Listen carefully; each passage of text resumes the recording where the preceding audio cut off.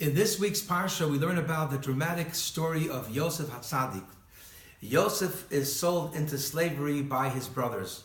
He ends up being a slave in Egypt by Potiphar. Eventually, Potiphar's wife frames him, and he is incarcerated in the Egyptian dungeon. In that prison, there were also two royal ministers that were imprisoned by the king.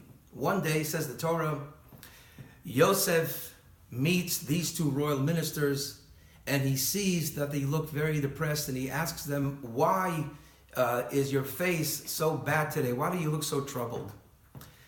And they tell him about their dreams, and they're so perturbed about the dreams. And Yosef interprets the dream. Eventually, they are freed, and then Paro has a dream, and one of the ministers tells Paro about Yosef, the Hebrew, in jail, that he's an expert dream interpreter.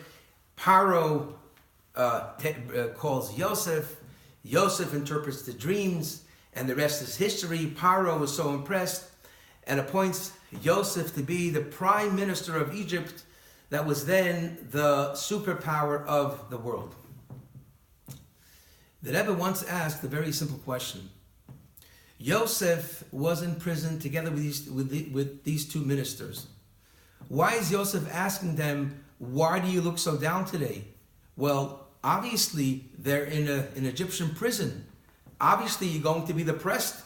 What's the meaning of Yosef's question, why are you so down today?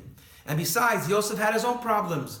He himself was torn away from his father's house, and now he's in prison. So why is Yosef asking, why do you look so troubled today?